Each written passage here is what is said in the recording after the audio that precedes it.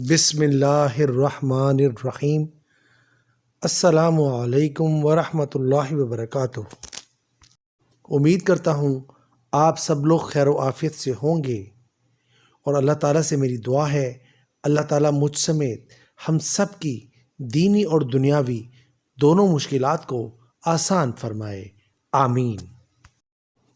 کون سے وہ لوگ ہوں گے جو اللہ تعالیٰ کی نظر میں عزت پائیں گے؟ آج کی اس ویڈیو میں ہم تفصیل سے اس بارے میں بات کریں گے کہ وہ کون سے لوگ ہیں جو اللہ تبارک و تعالیٰ کی نظر میں عزت دار ہیں۔ تو چلیے ویڈیو کو سٹارٹ کرتے ہیں۔ حضرت انس رضی اللہ تعالیٰ عنہ سے مروی ہے کہ 3 لوگ حضور اکرم صلی اللہ علیہ وآلہ وسلم کی تعلیمات کے بارے میں جاننے کے لیے آپ صلی اللہ علیہ وآلہ وسلم کی ازواج مطہرات کے پاس تشریف لائے، تو جب انہیں آپ صلی اللہ علیہ وآلہ وسلم کی تعلیمات کے بارے میں بتایا گیا تو گویا انہوں نے اس سب کو کم محسوس کیا۔ چنانچہ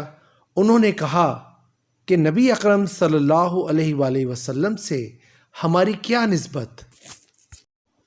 اللہ تعالیٰ نے حضور اکرم صلی اللہ علیہ وآلہ وسلم کی تمام اگلی پچھلی کمی کوتاہیاں تو معاف فرما دی ہیں، اور ان 3 شخص میں سے ایک شخص نے کہا کہ میں تو ہمیشہ ساری رات نماز پڑھوں گا،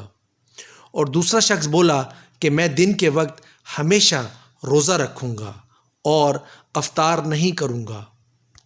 اور تیسرا شخص بولا کہ میں ہمیشہ عورتوں سے اجتناب کروں گا اور میں کبھی بھی شادی نہیں کروں گا۔ تو آپ صلی اللہ علیہ وآلہ وسلم ان کے پاس آئے اور ان سے پوچھا کہ تم وہ 3 لوگ ہو جنہوں نے اس طرح سے کہا ہے؟ اللہ تعالیٰ کی قسم، میں تم لوگوں سے زیادہ اللہ تبارک و تعالیٰ سے ڈرتا ہوں اور تم لوگوں سے زیادہ تقوی رکھتا ہوں، لیکن میں روزہ بھی رکھتا ہوں اور افطاری بھی کرتا ہوں،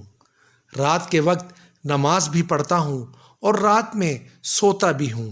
اور میں عورتوں سے شادی بھی کرتا ہوں۔ پس جو شخص میری سنت سے اعتراض کرے وہ مجھ سے نہیں۔